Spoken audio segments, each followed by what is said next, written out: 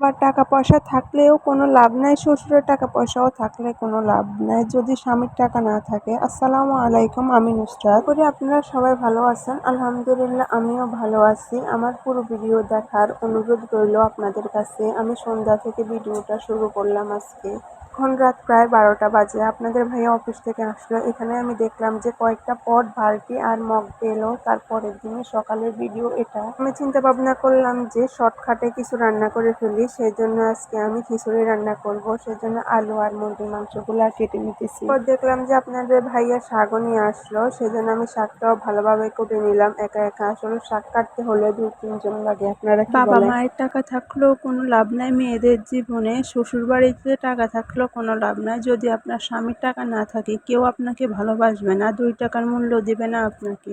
বলি, স্বামী যখন ইনকাম করবে, যদি আপনাকে 5 টাকা খরচ করতে দেয়, আপনি ওই জায়গায় 2 টাকা খরচ করবেন আর 3 টাকা জমিয়ে রাখবেন। না হলে 3 টাকা খরচ করবেন, 2 টাকা অন্তত জমিয়ে রাখবেন। যে সময় আপনার স্বামীর টাকা থাকবে না তখন তার হাতে এগুলা দিবেন। কারণ আপনার স্বামী কোনো বিপদে পড়লো বা তার চাকরিটা চলে গেল, এখন সে পয়সা পাবে কোথায়? সে তো আর জমায় নাই টাকা, আপনাদের পিছনে তো সব টাকা খরচ করছে। তখন আপনার জমানো টাকাগুলা আপনার স্বামীকে দিতে পারবেন। আপনাদের সাথে একটা সত্য কথা বলি, আপনাদের ভাইয়া যখন বিদেশ থেকে চলে আসে তখন আমি আমার বাবার বাড়ির মানুষদেরকেও চিনলাম, শ্বশুর বাড়ির মানুষদেরকেও চিনলাম। যাই হোক, আমার এখন আর কোনো আফসোস নেই। কিন্তু এই মানুষগুলোর জন্য আমি কি করি নাই, আমার যতটুকু সামর্থ্য ছিল আমি যতটুকু করছি। আপনাদের ভাইয়া বিদেশ থাকাকালীন সবার পাশে ছিল। যাই হোক, এখন বলে আমার মনে কোনো কষ্ট আমি জাগাতে চাই না। পুরনো কথা হিসাবে পড়ে থাকুক। বেলা ছাদে চলে গেলাম, মেঘলা মেঘলা আকাশ দেখে অনেক ভালো লাগতেছে। আর আমার বড় মেয়ে নামতেছে আর বলতেছে, মা আমি আর হাঁটতে পারতেছি না, তুমি আমাকে কোলে নাও। আসলে নিচতলা থেকে 5তলা যাইতে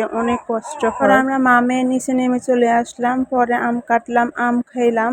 আর আমার ছোট মেয়ের জন্য একটু আম ব্লান্ডার করলাম। কেন জানি আমার মেয়ে ছোটটাকে খাওয়াইলে বমি করে দেয়। অবশ্যই কমেন্ট করে আপনারা বলবেন কেউ যদি জেনে থাকেন।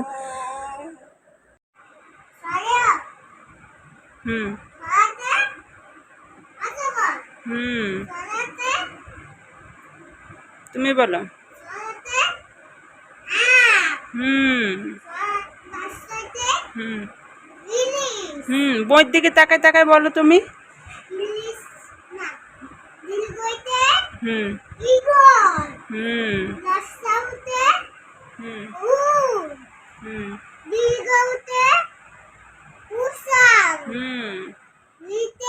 হুম রীতে কারেন্ট চলে গেছে। আহারে, আমাদের কারেন্টটা চলে গেছে। আর পড়তে হবে না, তুমি আর পড়বা না? কারেন্ট চলে গেলেই পড়তে হয় না? আজকে আমাদের এখানে কারেন্টের যে ডিস্টার্ব দিতেছে, বুঝতেছি না কি কারণ দিতেছে। এই যে আমার বড় মেয়ে পড়বে না, আর এদিকে আমার ছোট মেয়ে বসে আছে, তার বোনের সাথে দুষ্টামি করতেছে। প্রচুর আকারে গরম পড়তেছে ঢাকায়। কার কাছে কেমন গরম লাগতেছে আমি জানি না। এদিকে আমি আমার ছোট মেয়ের জন্য একটু খাবার নিলাম, ওর প্রচুর আকারে খিদে লাগছে। এখন কারেন্ট গেছে, বলেন তো কিভাবে খাওয়াবো? ওর যেহেতু 7 মাস শেষ হওয়া ঘনাইছে, সেজন্য ওর একটু একটু সলিড খাওয়া দিতেছে। আর ওই যে দেখেন, ও হামাগুড়ি দেওয়ার চেষ্টা করতেছে। অবশ্যই আমার মেয়েদেরকে দেখে মাশাআল্লাহ বলে যাবেন আপনারা। কেন জানি বাচ্চাদের খাওয়াইতে পারি না। এই যে আমার মেয়ের সবগুলা খাবার রয়ে গেছে, যতটুক খাবার ছিল ততটুক খাবারে আছে, একটু খাবার আমি খাওয়াইতে পারি না। আমার ছোট মেয়েরে কেন জানি খাবার মুখে দেওয়ার সাথে সাথে বমি করে দেয়, জানি না কেন, আমি বুঝতেছি না। কিন্তু আমার বড় মেয়ে এমন ছিল না, ছোট মেয়ে কোন জায়গা থেকে জানি এমন হলো, খাবার মুখে দেওয়ার সাথে সাথে ও বমি করে দেয়। এখন আমি কি করব? আপনারা যদি কেউ জেনে থাকেন অবশ্যই আমাকে কমেন্ট বক্সে জানাবেন। আজকে আমি ডাইরেক্টে ভয়েসটা দিতেছি, ভালো লাগে না একা একা ওই সময় বসে বসে ভয়েস দেওয়ার জন্য।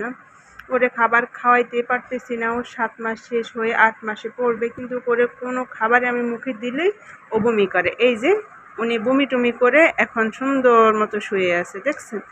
ওরে ক্যামেরা তো অনেক মোটা দেখা যাইতেছে, কিন্তু ও একদম শুকাই গেছে। আমার মেয়েটা একদম শুকাই গেছে,